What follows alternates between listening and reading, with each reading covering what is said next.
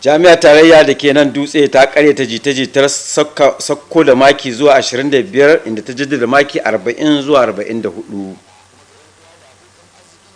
Karuwar hatsuran motoci a jihar Jigawa ya haddasa kira na tsananta dokokin tuki a hanya.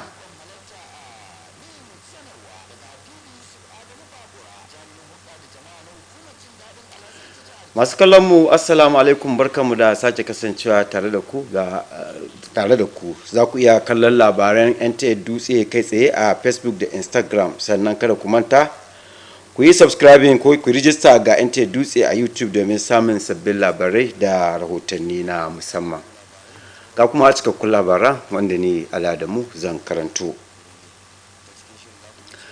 Hukumar gudanarwa ta Jami'ar Tarayya ta Dutse ta karyata rahotanni da ke ikirarin cewa an rage maki na cin jarabawar jami'ar zuwa kaso 25 cikin 100. Tana mai bayyana sanarwar ta cikin gida. A cikin wata sanarwa da mukaddashin daraktan hulɗa da jama'a Abdullahi Yahaya Bello ya sanya wa hannu, jami'ar ta bayyana cewa maki na cin jarabawar da take amfani da shi a hukumance har yanzu yana tsakanin kaso 40 zuwa 44 cikin 100 bisa tsarin tantance maki na hukumar kula da jami'o'i ta ƙasa wato NUC. Hukumar ta bayyana cewa kaso 25 cikin 100 da ake magana a kai na nufin maki na lamuni ne kawai, wanda ke aiki ne ga ɗalibi da ke darasi guda ɗaya kacal da bai wuce ba a ƙarshen iyakar lokacin karatunsa, bayan an riga an yi amfani da dukkan hanyoyi na daga kafa wato spill over. Ana ba da wannan maki ne kawai idan ɗalibin ya yi rijistar darasin, ya kuma cika sharuɗan halarta, ya kammala dukkan gwaje-gwaje, kuma ya samu akalla kaso 25 cikin 100 a wannan darasi guda ɗaya. Duk ɗaliban da ke da darussa fiye da guda ɗaya da bai wuce ba ana sallamarsa ne daga jami'a. Jami'ar FUD ta sake jaddada ƙudurinta na tabbatar da ingancin ilimi, tana mai jaddada cewa ba ta da wani dalili na rage ka'idojin karatunta ko martabarta.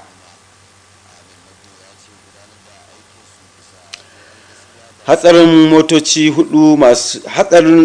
motoci karo hudu masu muni cikin mako guda sun yi sanadin mutuwar fiye da mutane 40 a wasu sassan jihar Jigawa, lamarin da ya tayar da hankula matuƙa game da tsaron hanya da halayen direbobi na motocin haya. Hukumomi sun danganta yawaitar waɗannan hatsuran da tuki ba tare da cikin nutsuwa ba, ɗaukar kaya fiye da kima da kuma amfani da tayoyi marasa inganci, duk kuwa da ƙoƙarin da gwamnati ke yi na inganta hanyoyin mota. Ibrahim Sani ya rawaito cewa an yi kira ga dandalin gwamnonin Arewa da su yi aiki tare da 'yan majalisa domin samar da tsauraran hukunci ga masu laifukan karya dokokin na zirga-zirgar ababen hawa. Ga ci gaban rahoton nasa.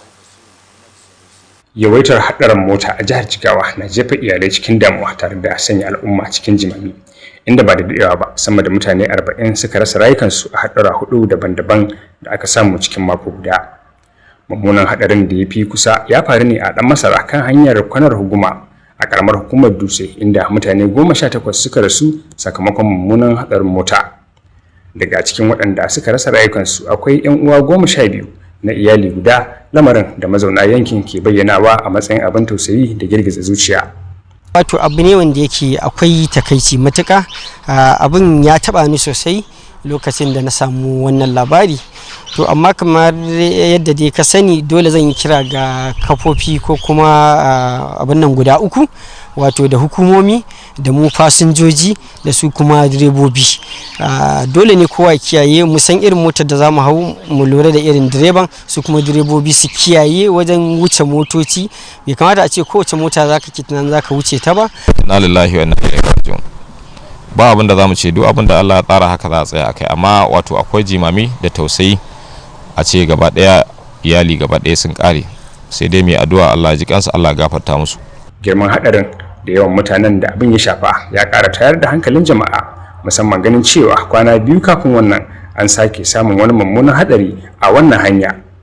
Haka kuma karamar hukumar Ringin ta samu hadarin mota guda biyu da suka yi sanadin mutuwar mutane 16, yayin da wasu da dama suka jikkata da raunuka daban-daban. kuma a halin yanzu ana jinyar su a cibiyoyin lafiya daban-daban. Yanzu overloading din shi komai damuwa ga duk wanda ke hawa hanya, ko kai direba ne ko kai mai amfani da hanya ne ko kai ma'aikaci ne ko kai dan kasuwa ne, kaga an makare mota an makare ta cikin ta daban da sama an dora mata kaya. To yanzu wai abin ma ya ɓaci, wai bayan an dora kayan sama sai kaga mutane wai sun hau sama. Yanzu duk inda aka haɗa galan mutum su fito wata motar na ba ragargaje shi ta ba. So ina kira mutane da Allah su sa hankulansu su kula, rayuwa tana da muhimmanci. Sai kowa da kowa ya shigo, sai kowa da kowa ya shigo wajen yin amfani da abin hawa da kuma hanya ta yadda ya kamata.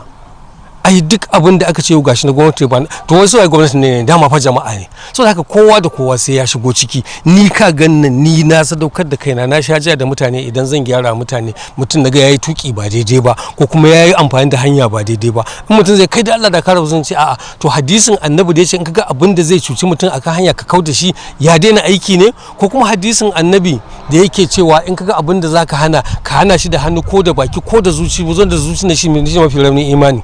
Ya duka wa'annan sun daina aiki, in ba su daina aiki ba ni kuma ba zan daina ba. Ya amincewa da kokarin gwamnati wajen samar da ingantattun hanyoyi a fadin jihar, mazauna yankin na kira da a ƙara tsaurara aiwatar da dokokin zirga-zirga tare da wayar da kan direbobi yadda ya kamata domin hana ci gaba da asarar rayuka. An shimfiɗa hanyoyi a ko'ina cikin ƙananan hukumar 27 wadda muke godiya kuma muke alfahari da su, amma wato yadda abubuwan suke faruwa, na farko direbobi akwai gudu a cikin gari, motocin nan wa'ansu ba su da lafiya, wa'ansu birkin su baya aiki, abubuwa da iri daban-daban, da kuma lodi da zaka ga golf karama an zubo mata mutane fiye da kima har abut, wadda hakan ya san abu yazo zaka ga yana zuwa bacacce kuma ba a samun saukin sa. So muna kira da hukumomi da suka dace irin su road safety, irin su hukuma ko kuma kungiyar lura da masu motocin sufuri da ita ce kungiyar su ta direbobi sa ido na gan an shawo kan wannan matsalar a rage ta. Kai dan a caba, kai kana can gurin dan a caba yana nan yana tafiya, wanda ka ce ka tsaye da shi a'a wai nan gurin zai zo kun ya tsaya a can ko ya zagayo. Ko barin gama ga wani abu har yanzu mai hatsarin gaske nan, na gaya wa yan road safety anan nace da su wallahi da za ku hana shiga kwana ta hannun hagu a Jigawa da kun yi maganin abubuwa da yawa, hatsari da yawa. Ya kamata gwamnati tun da akwai mitin da suke yi, to ya zama ɗaya daga cikin ajandar mitin don su cewa lallai ilalla a kawo wata doka mai tsanani wadda duk wanda aka kama yana wannan overloading wanda ya wuce hankali ko kuma yana gudu aka kama shi, to a mashi horo mai tsanani. Yayin da iyalai ke binne 'yan uwansu, masu ruwa da tsaki na jaddada cewa akwai buƙatar ɗaukar matakan gaggawa da aiki tare kan haɗin gwiwa domin daƙile yawaitar asarar rayuka akan hanyoyi don kare rasa wasu rayukan. Ƙarshen rahoton kenan. Ibrahim Sani, labaran NTA. To nan kuma kungiyar tsofin ɗaliban makarantar gwamnati ta Birnin Kudu aji na 1995 ta yi bikin cika shekaru 30 tare da taron sake haduwa domin karfafa zumunci da kuma bayar da gudunmawa ga al'umma. Bikin mai taken shekaru 30 na kawance, gwamnati ya hada mambobin ajin daga sassa daban-daban na kasar nan. Ga ci gaban rahoton daga bakin Hauwa Haruna. Bayis kuma kanne ga daudawa.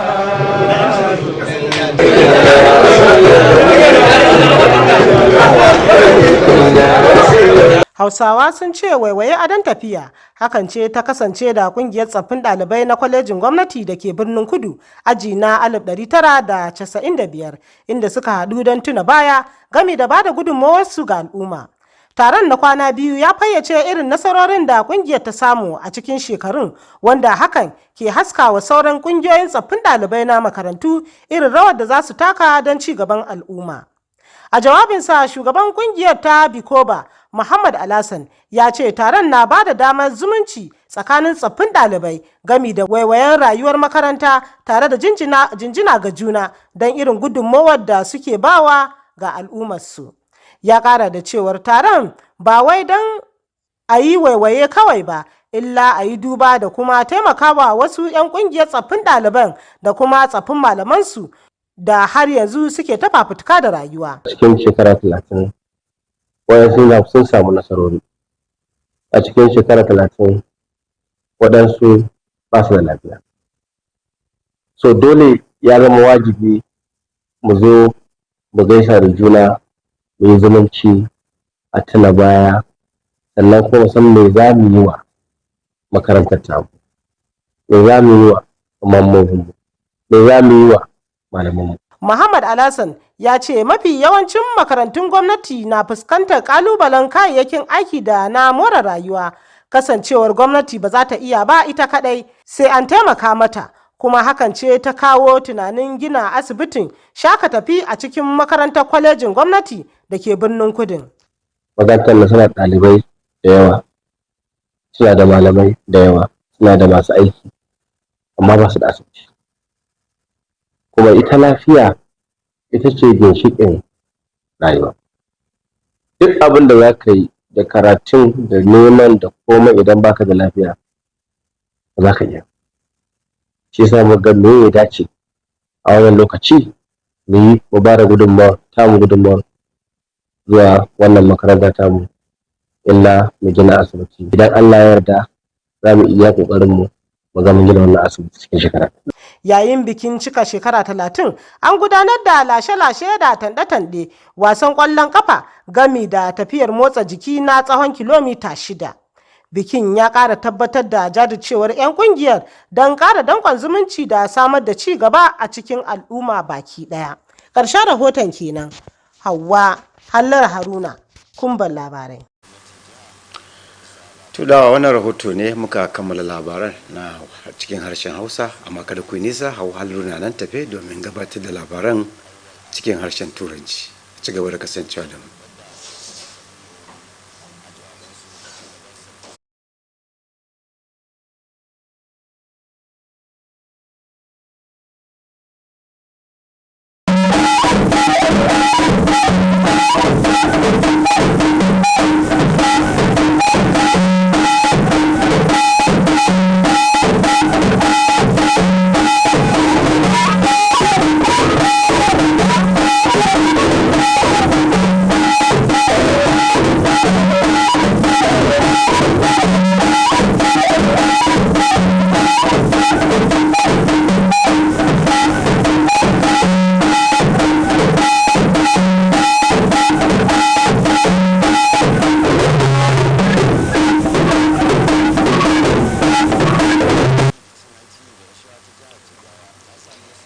FED debunk rumors of 25% pass mark, affirms 40 to 44% standard. And rising road crashes in Jigawa spark call for tougher traffic laws.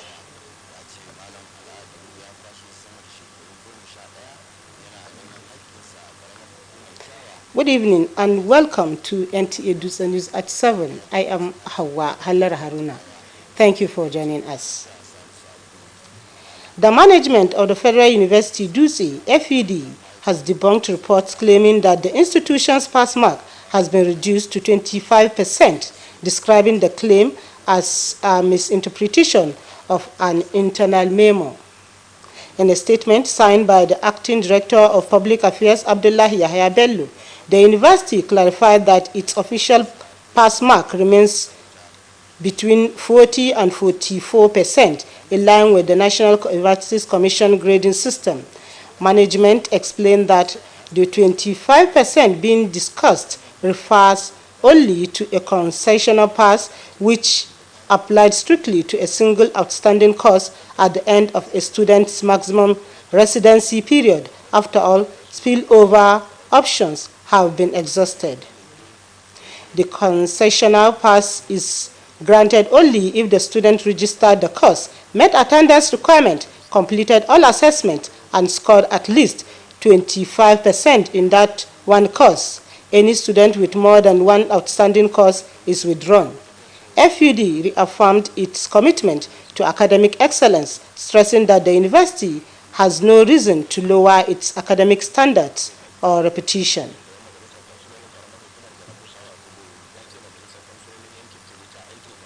Four fatal road crashes within the space of 1 week have claimed more than 40 lives across part of Jigawa State, raising serious concern over road safety and the conduct of commercial drivers. Authorities attribute the recurring tragedies to reckless driving, overloading, and the use of substandard tires, despite government effort to improve road infrastructure. Ibrahim Sani reports that a passionate appeal was made to Northern Governors Forum to work with legislatures to come out with stringent penalties to road traffic offenders. The report. The growing spate of road accidents in Jigawa State has led to families devastated and communities in mourning as no fewer than 40 people lost their lives in 4 separate crashes recorded within 1 week. The most recent tragedy occurred at Masra along Honar Huguma Road in Dutse local government area, where 18 people were killed in fatal motor accident. Among the victims were 12 members of the same family, a development residents described as heartbreaking and traumatic. As a concerned citizen, I began to think, what happened in our state? How can we tackle this problem? We always preach to people, to drivers, to road users, to be very cautious and be compliant to the road traffic regulations, but they don't seem to be, attentive to what we are preaching to them. The scale of the crash and the number of casualties further heightened public anxiety, bearing in mind 2 days before this, another fatal crash happened on the same stretch of road. Similarly, Ringim local government area recorded 2 separate road crashes that claimed the lives of 16 people, while several others sustained varying degrees of injuries and are currently receiving treatment at different health facilities. According to traffic and safety authorities, preliminary investigations indicate that reckless driving, excessive speeding, overloading, and the use of worn-out and substandard tires by commercial drivers were major contributing factors to the accident. Dutse is not so congested. The traffic is manageable. Within few seconds, you have already passed the point that you want to.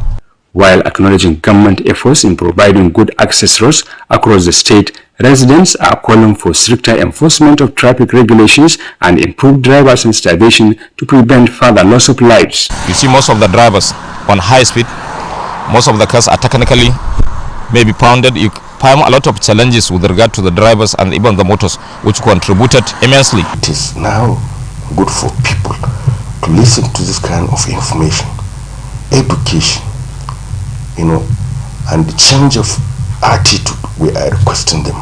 Personally, I put it upon myself. Wherever I see anyone violating any road regulations, I used to educate that person. As families bury their loved ones, stakeholders insist that urgent collective action is needed to curb the rising tide of road carnage before more lives are lost.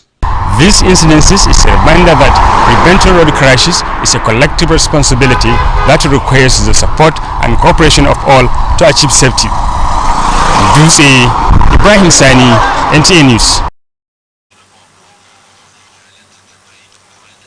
The Government College Birnin Kudu Old Boys Association class of 1995 has marked its 30th anniversary with a reunion celebration aimed at strengthening brotherhood and giving back to society.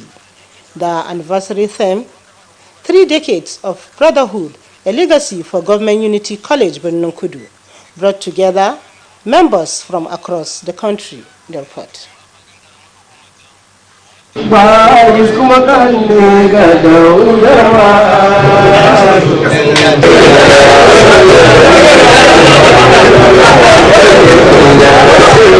It was a moment of nostalgia, reflection and renewed commitment as members of the Birnin Kudu Old Boys Association class of 95 gathered to celebrate 30 years of friendship, unity and service. The 2-day anniversary celebration highlighted the achievements of the association over the years and served as a platform to inspire greater alumni participation in community development initiatives across Jigawa State.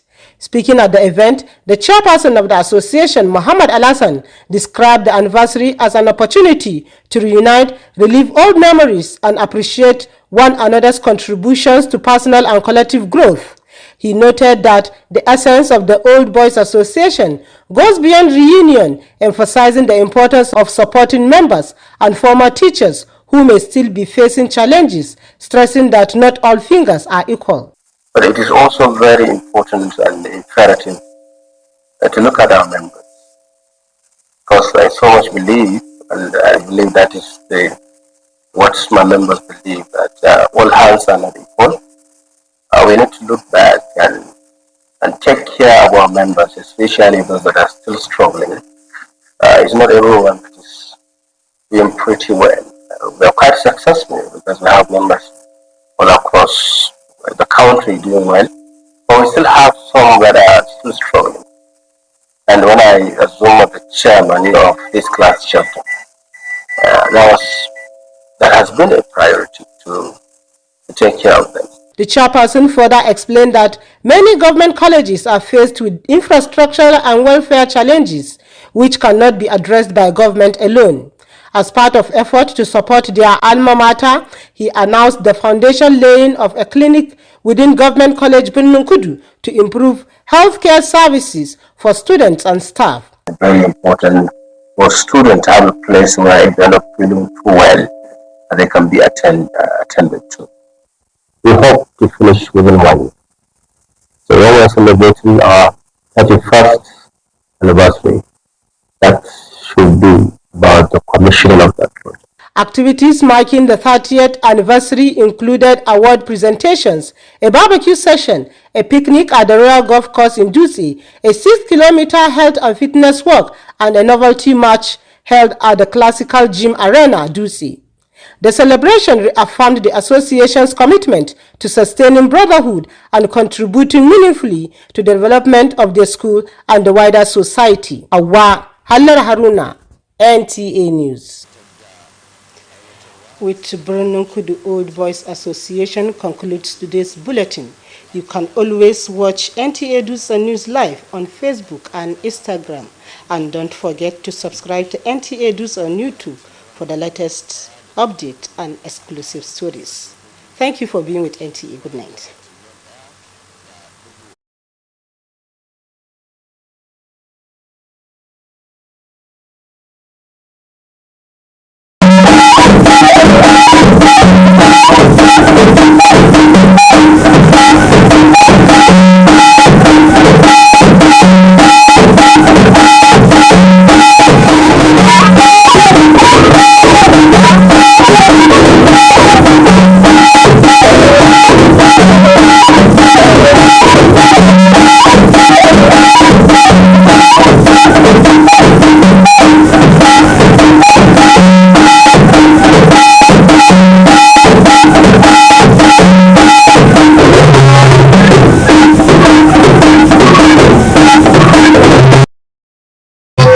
Executive of Tinubu House to House Network under the leadership of the National Patron and President of the 9th Senate, His Excellency Senator Ahmed Ibrahim Lawan, warmly facilitate with Nigerians at home and in diaspora on the occasion of the swearing-in ceremony of the elected leaders of the Tinubu House to House Network from the 19 northern states and the Federal Capital Territory, FCT.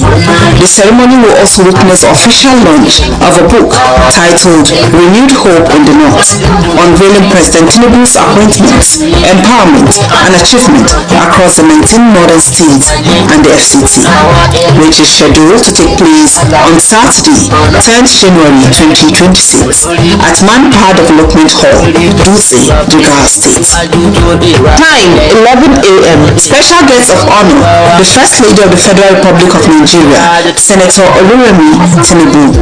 Chief host, the Executive Governor of Jigawa State, Alhaji Umar Namadi. Guest speaker, the Honorable Minister of Defense, General Christopher Musa. Chief launcher, former Governor of Zamfara State and Senator representing Zamfara West, Senator Abdulaziz Abubakar. Guest of honor, the Senate President, His Excellency Senator Godswill Akpabio.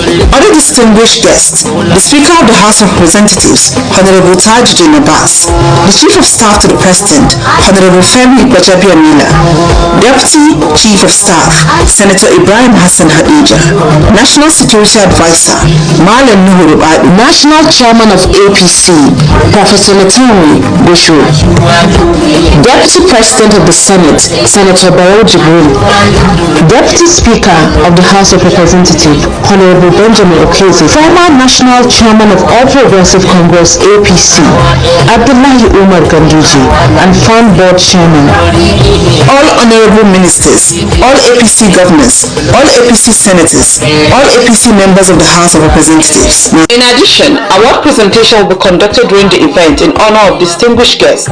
The invited dignitaries include Her Excellency, the First Lady of the Federal Republic of Nigeria, Senator Oluwemi Tinubu, the Senate President of the Federal Republic of Nigeria, His Excellency, Senator Godswill Akpabio, the Chief of Staff to the President, Honorable Femi Gbajabiamila, former Senate President and National Patron, Tinubu House-to-House Network, His Excellency, Senator Ahmad Ibrahim Lawan, Chief Host of the occasion, His Excellency, the Executive Governor of Jigawa State, Malam Omar Yamaji, former Executive Governor of Zamfara State and Grand Patron of the Association Northwest, distinguished Senator Abdulaziz Abubakar Yari, Minister of Defense, General Christopher Musa, Executive Governor of Yobe State and Grand Patron of the Association Northeast, His Excellency Honorable Memala Bumi, the Chairman Ujuba and Grand Patron of the Association Northeast, Grand Patron of the Association North Central, distinguished Senator Sani Musa, National Chairman of the All Progressive Congress APC, Professor Netemwe Bushwi Wilwagda, Deputy President of the Senate, His Excellency Senator Barrow Jibril, Speaker of the House of Representatives, Honorable Taj Abbas, Deputy Speaker, House of Representatives, Honorable Benjamin Okezi Kalu, Deputy Chief of Staff to the President, Senator Ibrahim Hassan Hadija, former National Chairman of the All Progressive Congress APC, Dr. Abdullahi Umar Ganduji, Sarkin Mawaƙin ƙasar Hausa, Alhaji Dr. Dauda Kahutu Rawara, all APC governments, all APC ministers. Announcer Comrade Bashir Sharif Tahir Buru, National Secretary, Tinubu House-to-House Network.